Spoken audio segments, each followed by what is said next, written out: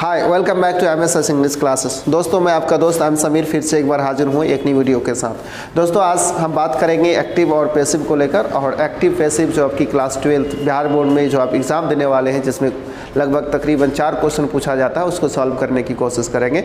हम बहुत डिटेल में बात नहीं करेंगे, आप कैसे क्वेश्चन को देख के समझ सकते हैं कि यह सही आंसर है, बस उतना ही तक बात करेंगे। तो डिटेल में किसी और वीडियो में हम आपको एक्टिव पैसिव पढ़ाएंगे। आप केवल इतना बात समझ के रखिएगा कि एक्टिव वॉइस में सब्जेक्ट हीरो होता है और पैसिव वॉइस में ऑब्जेक्ट हीरो होता है। देखिए, एक्टिव वॉइस में जो हम बात करते हैं, पैसिव वॉइस में भी बात वही सेम किया जाता है, केवल थोड़ा सा बात करने का अंदाज चेंज होता है। जैसे सपोज कीजिए कि हमने कहा बिहारी अंग्रेजी बोलते हैं, यानी जो बिहारी है वो अंग्रेजी बोलते हैं या वो अंग्रेजी बोलता है। इसी सेंटेंस को लोग अलग ढंग से कह देता है कि बिहार में अंग्रेजी बोली जाती है। अच्छा, बिहार में अंग्रेजी बोली जाती है तो कौन बोलता होगा? बिहारी ही बोलता होगा। तो एक बार हम सब्जेक्ट को बताना जरूरी समझते हैं कि काम किसने किया, उसको दिखाना जरूरी समझते हैं, तो वो एक्टिव वॉइस। और काम किसने किया उसको दिखाना जरूरी नहीं समझते हैं, बल्कि काम किस पर किया गया उसको दिखाना जरूरी समझते हैं, तो पैसिव वॉइस होता है। दोनों का मीनिंग में कोई चेंजेस नहीं है, यह ट्रांसफॉर्मेशन है। आई थिंक एक्टिव से पैसिव वॉइस में सेंटेंस को बदल देना है और मीनिंग में परिवर्तन नहीं होना चाहिए। अब दोस्तों, जरा ध्यान दो कि जब मीनिंग में चेंज नहीं होगा तो क्या वर्ब में चेंज होगा? बिल्कुल नहीं, कोई वर्ब में चेंजेस नहीं होगा। जैसे वर्ब 1 या वर्ब 5 है तो पैसिव में वर्ब 2 हो जाएगा, ऐसा नहीं होगा। यानी एक्टिव में वर्ब 2 है तो पैसिव में कुछ हेड प्लस वर्ब 3 हो जाएगा, बिल्कुल ऐसा नहीं होगा। क्यों नहीं होगा? क्योंकि हमारा सेंटेंस में मीनिंग चेंज नहीं होने जा रहा है, मीनिंग सेम रहेगा, केवल बोलने की तरीका चेंज होगा। तो इस चीज़ को आप ध्यान रखिएगा, एक्टिव जिस टेंस में है पैसिव भी उसी टेंस में होगा सेम। तो क्या चेंजेस होगा और कितना आसानी से हम इसको एग्जाम में सॉल्व कर सकते हैं, चलिए देखते हैं। और मेरे ख्याल से आप समझ सकते हैं। देखिए, एक्टिव वॉइस का एक रूल लिखा हुआ है और वो रूल है सब्जेक्ट प्लस और प्लस ऑब्जेक्ट। इसे एक्टिव वॉइस का रूल कहिए और उस ऑब्जेक्ट को सबसे पहले सब्जेक्ट बना लीजिए। दरअसल ये ऑब्जेक्ट ही है, ऑब्जेक्ट को हमने सब्जेक्ट बनाया है। किसका सब्जेक्ट बनाया है? पैसिव वॉइस का। यानी पैसिव वॉइस में जो ऑब्जेक्ट होता है ना, उसी को सब्जेक्ट बना लेते हैं। और ये जो सब्जेक्ट है एक्टिव वॉइस का, उसको पैसिव वॉइस में बाय प्लस ऑब्जेक्ट में चेंज कर देते हैं। एक बात ध्यान रखिएगा, हमेशा सब्जेक्ट बाय प्लस ऑब्जेक्ट में चेंज होगा ऐसा नहीं है। बाय के जगह एट हो सकता है, बाय के जगह 2 हो सकता है, बाय के जगह विद हो सकता है, बाय के जगह फॉर भी हो सकता है, कुछ दूसरे प्रीपोजिशन भी आ सकता है, लेकिन 95% प्रीपोजिशन बाय ही आता है। ध्यान दीजिएगा। अच्छा, एक चीज़ और बताइएगा, यहाँ पे इस वर्ब में अगर कोई आई थिंक फ्रेजल वर्ब आए, यानी प्रेपोजिशन के साथ प्रेपोजिशनल वर्ब आ जाए, जैसे एट इन पहले से लगा हुआ रहे यहाँ पे, तो यहाँ पे एट इन आ जाएगा और उसके बाद बाय भी रहेगा। तो एक साथ 2 से अधिक प्रेपोजिशंस भी यूज हो सकता है, इस चीज़ का भी आप ध्यान रखिएगा। चलते हैं। अब देखिए, इस ऑब्जेक्ट को हमने सब्जेक्ट बनाए और यहाँ पे जो वर्ब है, चाहे ये वर्ब 1 हो, वर्ब 2 हो, वर्ब 3 हो, वर्ब 4 हो, वर्ब 5 हो, उसको हम लोग चेंज कर देंगे हेल्पिंग प्लस वर्ब 3। यानी पैसिव वॉइस में ऑलवेज क्या कहेंगे आप? Always verb 3। पैसिव वॉइस में हमेशा वर्ब 3 का प्रयोग किया जाता है, बट एक्टिव वॉइस में वर्ब 1 का भी प्रयोग हो सकता है, वर्ब 2 का भी हो सकता है, वर्ब 3 का भी हो सकता है, वर्ब 4 का भी हो सकता है और वर्ब 5 का भी हो सकता है। एक्टिव वॉइस में वर्ब के किसी भी फॉर्म्स का प्रयोग किया जाता है, बट पैसिव वॉइस में हमेशा वर्ब के थर्ड फॉर्म का ही प्रयोग किया जाता है। सवाल यह है कि पैसिव वॉइस में हमेशा वर्ब 3 का ही प्रयोग क्यों किया जाता है, तो इसके लिए हम दूसरी किसी वीडियो में चर्चा करेंगे, चूँकि थोड़ा सा डीप और थोड़ा सा डिस्कस जो होगा वो आई थिंक लेंदी हो जाएगा, थोड़ा आई थिंक आप कह सकते हैं बहुत डीप चले जाएगा, तो उतना बात अभी नहीं कर पाएंगे। इसलिए हम केवल क्वेश्चंस कैसे सॉल्व करें उस पर चर्चा करेंगे।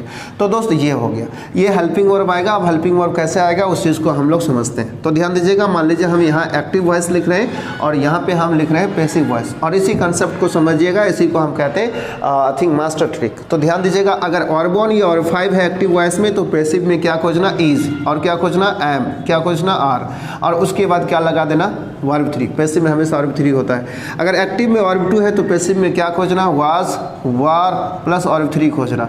अगर एक्टिव में आपका मान लीजिए कि आपका वर्ब 3 है, तो वर्ब 3 से पहले एक हेल्पिंग वर्ब तो होगा ही। हमने पिछली वीडियो में, टेंस का वीडियो में डिस्कस किया था कि वर्ब 3 कभी भी हेल्पिंग वर्ब के बिना लिखा नहीं जाता है। तो जब वर्ब 3 लिखेंगे एक्टिव में होगा तो उससे पहले हेल्पिंग वर्ब होगा ही, तो सेम हेल्पिंग वर्ब को पैसिव वर्ब में रखेंगे। सेम हेल्पिंग वर्ब कहने का मतलब क्या है कि जो हेल्पिंग वर्ब एक्टिव में है वो पैसिव में भी वही रहेगा। हाँ, सब्जेक्ट के नंबर के हिसाब से उसकी फॉर्म चेंज हो सकता है, सिंगुलर प्लूरल में आई थिंक चेंजेस आ सकता है। इसके बाद आपको क्या लगाना होता है, बीन। क्या लगाना होता है, बीन। आप ध्यान दीजिएगा, एक्टिव वॉइस में अगर वर्ब 3 है तो पैसिव वॉइस में बीन प्लस वर्ब 3 होगा। अच्छा, वर्ब 3 एक्टिव में ऑलरेडी पहले से दिया गया है तो पैसिव में वर्ब 3 के फॉर्म का चिंता नहीं करना होता है। अगला है क्या कि अगर आपने वर्ब 4 प्लस यानी एक्टिव में वर्ब 4 है तो जाहिर सी बात है कि अगर एक्टिव में वर्ब 4 होगा तो उससे पहले हेल्पिंग वर्ब होगा, तो पैसिव वॉइस में आप क्या करेंगे, सेम हेल्पिंग वर्ब को खोजेंगे, सेम हेल्पिंग वर्ब जो हेल्पिंग वर्ब है, और उसके बाद आप क्या लगा देंगे, बीइंग। और बीइंग लगा देने के बाद आप क्या करेंगे, फिर एक बार वर्ब 3। पैसिव में हमेशा वर्ब 3। अब देखिए ये हो गया। मान लीजिए यहाँ पे कोई अभी हम एग्जाम्पल भी लेंगे और उससे आपको समझाने की कोशिश करेंगे। अगला देखिए, अगर एक्टिव वॉइस में 2 प्लस वर्ब 1 है तो पैसिव में क्या करेंगे, 2 अपनी जगह रहेगा और वर्ब 1 को बी प्लस वर्ब 3 पे चेंज कर देंगे, बी प्लस वर्ब 3 पे चेंज कर देंगे। आप पैसिव वॉइस में पैसिव वॉइस की 2 सच्चाई को हम किसी अन्य वीडियो में बहुत बिल्कुल कंप्लीटली डिस्कस करना चाहेंगे, एक बी फॉर्म का और एक वर्ब 3 का, कि वर्ब 3 का प्रयोग क्यों होता है और बी फॉर्म क्यों आता है। हमेशा बी फॉर्म आएगा। देखिएगा यहाँ पे भी बी का फॉर्म है, यहाँ पे भी बी का फॉर्म है, यहाँ पे भी बी का फॉर्म, यहाँ पे भी बी का फॉर्म और यहाँ पे भी बी। तो पैसिव वॉइस में हमेशा बी आता है। इसका क्या कारण है वो हम समझाएंगे। अगला देखिए आपका आई थिंक मॉडल वर्ब। अगर आपका मॉडल वर्ब है तो मॉडल वर्ब प्लस अगर मॉडल वर्ब दिया गया है एक्टिव वॉइस में तो उसका पैसिव क्या होगा, आपको वो समझाएंगे। मॉडल वर्ब प्लस वर्ब 1 अगर है तो पैसिव में क्या करेंगे, सेम मॉडल वर्ब। क्या कहेंगे, जो मॉडल वर्ब एक्टिव में दिया गया है उसको सेम रखिएगा, सेम मॉडल वर्ब, और सेम मॉडल वर्ब के बाद आप क्या कीजिएगा, बी लगाइएगा, बी, और बी प्लस क्या लगाइएगा, वर्ब 3, यानी बी पीछा नहीं छोड़ने वाला है। आइए यहाँ तक समझ के थोड़ा सा इसको हम ऊपर वाला रब करते हैं। ऊपर वाला दोस्तों आप सीख गए होंगे, तो ये वाला को थोड़ा मिटा देते हैं।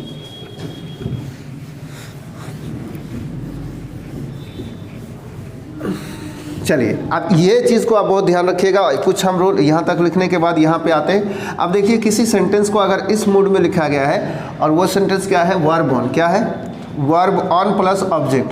और वर्ब ऑन प्लस ऑब्जेक्ट से अगर ऑर्डर दिया जा रहा है दोस्त, तो उस सेंटेंस को पैसिव में जब चेंज करेंगे तो लगाएंगे लेट, और लेट के बाद क्या लगाएंगे, लेट के बाद लगाएंगे ऑब्जेक्ट। यानी ये जो ऑब्जेक्ट है उसको लेट के जस्ट बाद लगा देंगे ऑब्जेक्ट, और ऑब्जेक्ट के बाद क्या करेंगे, बी, और बी प्लस क्या कर देंगे, वर्ब 3। क्या कर देंगे, सॉरी बी प्लस वर्ब 3 क्या कर देंगे, पहले बी होगा उसके बाद क्या होगा, वर्ब 3। अगर मान लीजिए कहीं पे वर्ब 1 दिया गया है और इसके बाद कोई ऑब्जेक्ट है और इस सेंटेंस से ऑर्डर नहीं बल्कि एडवाइस का भाव प्रकट हो रहा है, यानी आप एडवाइस देख रहे हैं, तो उस सेंटेंस को क्या करना, ऑब्जेक्ट को पहले लिख देना, ऑब्जेक्ट को सब्जेक्ट बना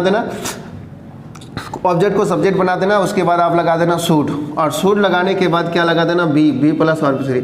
हमेशा पैसिव में बी का फॉर्म आएगा और वर्ब 3 आएगा। इसकी सच्चाई हम किसी और वीडियो में डिस्कस करेंगे ऐसा क्यों होता है। मान लीजिए किसी सेंटेंस का शुरुआत किया जिससे हुआ लेट से, और लेट के बाद क्या आएगा, लेट के बाद हो सकता है एक ही ऑब्जेक्ट हो या 2 ऑब्जेक्ट हो सकता है। जैसे लेट मी, अगर मान लीजिए लेट मी डू इट हमने कहा, एक सेंटेंस लिख ही देता हूँ completely, let me do it मान लेते हैं ऐसा। तो जरा इस ऑब्जेक्ट को मान लो वर्ब 1 और इस ऑब्जेक्ट को मान लो 2, तो इसका पैसिव बनाएंगे तो क्या करेंगे, लेट को सेम अपने प्लेस में रखेंगे, और उसके बाद क्या करेंगे कि आप जो सेकंड ऑब्जेक्ट है उसको लेट के बगल में सटा देंगे।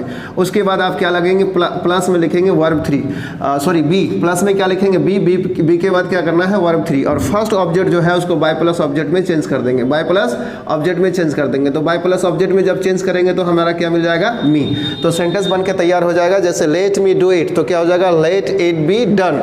यहाँ पे हम वर्ब 3 लिखे हैं, लेकिन यहाँ पे डू का वर्ब 3 क्या होगा, done by me, let it be done by me. ये मेरे ख्याल से समझ गए। और दोस्तों यहाँ से बाहर आपका एक भी पैसिव वॉइस में क्वेश्चंस नहीं पूछेगा।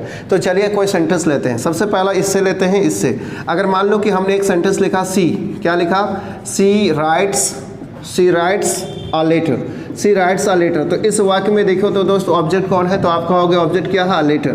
तो अ लेटर हमारा सेंटेंस में क्या बनेगा, सब्जेक्ट बनेगा। तो सबसे पहले आप देखो 4 ऑप्शन दिया गया है, उनमें से कौन ऐसा ऑप्शन है जिसका सब्जेक्ट अ लेटर है। ठीक है, इतना देखना, बाकी और कुछ नहीं देखना। आगे देखो यहाँ पे क्या है, वर्ब 5 का प्रयोग हुआ है, यानी किसका, वर्ब 5 का प्रयोग हुआ। तो वर्ब 5 का प्रयोग होने से इज हमारा आता है, अ लेटर सिंगुलर है या प्लूरल, सिंगुलर, तो होगा इज, तो इज, और उसके बाद वर्ब 3, तो वर्ब 3 में क्या हो जाएगा, रिटन। तो a letter is written by her, जहाँ पे आपको ऐसा ऑप्शन मिले वो बिल्कुल सही है। आपके एग्जाम में जो दूसरा ऑप्शन बनाएगा क्या करेगा, सब चीज़ सेम रखेगा, इज की जगह क्या दे देगा वाज, तो आप उधर कभी नहीं जाना। क्यों नहीं जाना, चूंकि इसका मीनिंग चेंज नहीं होता है। जब वाज में चले जाओगे तो टेंस बदल जाएगा, प्रेजेंट से पास्ट हो जाएगा और वो गलत हो जाएगा। एक जगह विल भी दे सकता है, वो भी गलत होगा चूंकि फ्यूचर टाइम दे देगा, या हो सकता है यहाँ इज देके ING लगा देगा, वो भी गलत हो जाएगा। तो आप यहाँ पे और बॉर्न है तो इज खोजना, बिल्कुल सही बात, आप खोज लिए होंगे और समझ रहे होंगे। देखिए अब हम दूसरा सेंटेंस ले रहे हैं, उस सेंटेंस को देखो। अब देखो अगला सेंटेंस क्या है। मान लो कि हमने एक सेंटेंस लिया ऐसा, सी क्या लिखा, she wrote a letter, she wrote a letter. तो इस सेंटेंस में गौर से देखो, ऑब्जेक्ट क्या है, फिर एक बार अ लेटर। तो इस अ लेटर को सब्जेक्ट में देखो कहाँ है, ऑप्शन में देखो अ लेटर ऑब्जेक्ट सब्जेक्ट कहाँ बना हुआ है, उस ऑप्शन के आगे देखो कि रोट है ना ये, तो रोट क्या है, वर्ब टू होता है। वर्ब टू के लिए हमें पैसिव में क्या चाहिए, वाज चाहिए। देखो पैसिव में वाज है तो आप बोलोगे कि हाँ है, बी में है तो बी वाला आंसर सही हो जाएगा, सी में है तो सी वाला आंसर सही हो जाएगा। मान लो इसी सेंटेंस में हम थोड़ा सा चेंजेस कर देते हैं। हमने कहा she is writing a letter, she is writing a letter, ऐसा कर देते हैं, she is writing a letter. अब जरा देखो फिर ऑब्जेक्ट क्या है, लेटर, तो सब्जेक्ट बन जाएगा और इज पहले से है। तो देखो इसके बाद क्या आया है, वर्ब फोर। वर्ब फोर होने से पैसिव में क्या होता है, बीइंग। तो देखो यहाँ वर्ब फोर होने से पैसिव में क्या होता है, बीइंग। तो अब किस ऑप्शन में इज और बीइंग दोनों एक साथ आया है और आने वाले वर्ब में वर्ब थ्री लगा हुआ, तो वो सही ऑप्शन होगा। देख लो अगर मान लो कि यहाँ वाज लगा हुआ, क्या लगा हुआ है, she was writing a letter, तो फिर मेरे ख्याल से अ लेटर क्या है, सब्जेक्ट होगा और वाज तो सेम रहेगा, क्योंकि यहाँ वर्ब फोर से पहले जो हेल्पिंग वर्ब होता है पैसिव में सेम होता है। उसके बाद बीइंग खोजो, जहाँ मिलेगा वो सही आंसर होगा। मान लो कि एक सेंटेंस लिखा हुआ है ऐसा, और सेंटेंस क्या है, जैसे आपको किसी ने कहा bring a glass of water, bring a glass of water, bring a glass of water, एक गिलास पानी ला। तो जरा बताओ ये सेंटेंस में क्या है, एडवाइस है या ऑर्डर है, तो आप कहोगे ऑर्डर है। जब ऑर्डर है तो क्या करेंगे, जब ऑर्डर हो तो क्या कहते हैं, वर्ब प्लस ऑब्जेक्ट में अगर ऑर्डर हो तो पहले लेट लगाते हैं। तो देखो लेट, और लेट के बाद क्या करते हैं, ऑब्जेक्ट को लिखते हैं। तो let a glass of water, let a glass of water. उसके बाद हम क्या लगाते हैं, बी प्लस वर्ब थ्री, तो be plus verb three, be यहाँ लगाओ, उसके बाद वर्ब थ्री, ब्रिंग का वर्ब थ्री क्या हो जाएगा, ब्राउट। तो जहाँ कहाँ पे ब्राउट है, देखो BROUGST, तो क्या है ब्राउट, कहाँ पे है, थोड़ा जरा देख लो। तो let a glass of water be brought, बिल्कुल वो सही आंसर होगा। तो इतना चीज़ आपको ध्यान देना है। क्या ध्यान देना है, फिर एक बार बताते हैं। ऑब्जेक्ट को सब्जेक्ट बना लेना और सब्जेक्ट को बाय प्लस ऑब्जेक्ट बना देना, ठीक है। और उसके बाद क्या करना, वर्ब वन वर्ब फाइव है तो ईसा वर्ब प्लस वर्ब थ्री खोजना, वर्ब टू है तो was verb plus verb three खोजना, और helping verb plus verb three है तो सेम हेल्पिंग वर्ब रह देना। उसके बाद बीन खोजना, यानी अगर एक्टिव में वर्ब थ्री तो पैसिव में बीन होना ही चाहिए, अगर एक्टिव में वर्ब फोर तो पैसिव में बीन होना ही चाहिए, अगर एक्टिव में टू प्लस वर्ब वन है तो पैसिव में to be plus verb three होना चाहिए, अगर एक्टिव में modal verb plus verb one है तो पैसिव में modal verb plus be plus verb three होना चाहिए। इतनी चीज़ को जानने के बाद एक छोटा सा सच्चाई और जान लो, अगर उसको आप जान लेते हो तो बिल्कुल आपको मज़ा आ जाएगा। ध्यान देना दोस्तों। अच्छा, बाय प्लस ऑब्जेक्ट क्यों लिखते हैं, किसी सेंटेंस में बाय प्लस ऑब्जेक्ट क्यों लिखा जाता है, उसका मतलब समझ लो। बाय का मतलब यह है कि के द्वारा, और यहाँ पे ऑब्जेक्ट, मान लो बाय हर लिख दिए, यहाँ पे ऑब्जेक्ट प्लस हटा देते हैं, बाय हर, तो हम लोग क्या समझ लेते हैं कि बाय हर यानी ये काम किया गया उसके द्वारा। उसके मतलब हुआ कोई थर्ड पर्सन और सी स्त्री, कोई लड़की है और उसके द्वारा काम किया गया। तो काम किसने किया उसको दिखाने के लिए बाय प्लस हर लगाया जाता है या बाय प्लस मी लगाया जाता है। मान लो किसी काम को किया गया और मेरे द्वारा किया गया, तो हम कह रहे हैं बाय मी, यानी मेरा भाई ने उस काम को नहीं किया या किसी अन्य व्यक्ति ने नहीं किया बल्कि मैं ही किया हूँ, इस चीज़ को बताने के लिए। तो काम किसके द्वारा किया गया है उसको बताने के लिए बाय प्लस मी लगाया जाता है। जरा ध्यान देना, अगर आपको किसी, मान लो कि सब्जेक्ट एक्टिव वॉइस का सब्जेक्ट क्या है, दे, तो ये प्लूरल है। जब ये प्लूरल है तो इसको by plus object by them लिखने की कोई आवश्यकता नहीं है। कई बार लिखना भी पड़ता है मीनिंग को क्लियर करने के लिए, लेकिन अधिकतर लिखा नहीं जाएगा। मान लो कि समवन है, एक्टिव वॉइस का सब्जेक्ट कौन है, समवन है। समवन है, अगर मान लो कि एवरीवन है, समवन है, एवरीवन है, एवरीबॉडी है, नोबडी है, समवन है, एवरीवन है, एवरीबॉडी है, no one, nobody, anyone, anybody, कुछ भी इस प्रकार का सब्जेक्ट है तो उसको बाय प्लस ऑब्जेक्ट में नहीं लिखा जाएगा। मान लो एक्टिव वॉइस का सब्जेक्ट कौन है, ऑल, तो इसको बाय ऑल कहने की आवश्यकता नहीं है, क्योंकि जब हम सब्जेक्ट नहीं लगाएंगे, बाय प्लस ऑब्जेक्ट नहीं लगाएंगे तो लोग समझ जाएगा उस मीनिंग के सेंस में कि कौन क्या होगा। आगे पीछे की सेंटेंसेस और आपकी डिस्कशन से पूरा क्लियर हो जाएगा।